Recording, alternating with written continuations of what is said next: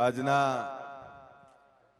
મેહબતસિંહ ફાઉન્ડેશનના સમૂહ લગ્નની અંદર ઉપસ્થિત અમારા નેતા ગુજરાત વિધાનસભાના પૂર્વ દંડક ભાઈ શ્રી પંકજભાઈ, અમારા ધારાસભ્ય ભાઈ શ્રી કલ્પેશભાઈ ધવલસિંહ, અન્ય ઉપસ્થિત તમામ યુવાન દોસ્તો, માતાઓ અને બહેનો,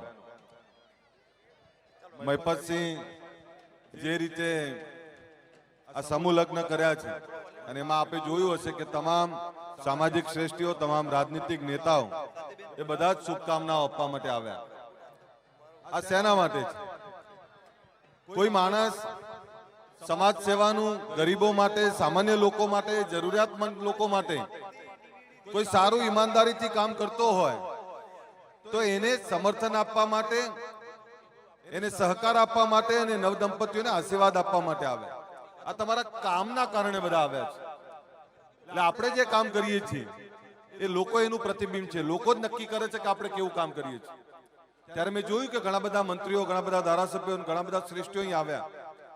માં ભગવતી ભોળાનાથને પ્રાર્થના કરું છું કે આ તમામ નવદંપતીઓને ખૂબ સમૃદ્ધ કરે, સુખી કરે. અને પછી જેવા યુવાનો જે યુવાનીની સમયે મોજશોખના દિવસો હોય એવા સમયે ઘર ચલાવે, નિરાધાર માટેનું કામ કરે, બાળકો માટે કામ કરે. અને એમના વૃદ્ધોના હું ઘણા બધા વિડીયો જોતો આવું છું.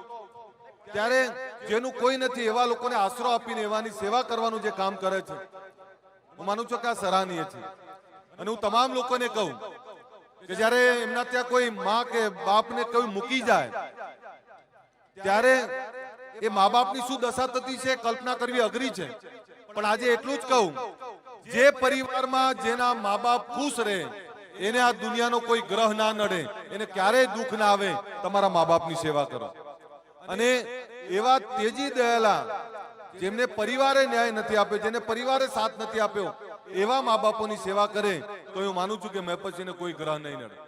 તમે જે કંઈ કામ કરો છો મારી શુભકામના છે. માં ભગવતી તમને ખૂબ સુખી કરે. અસ્તુ.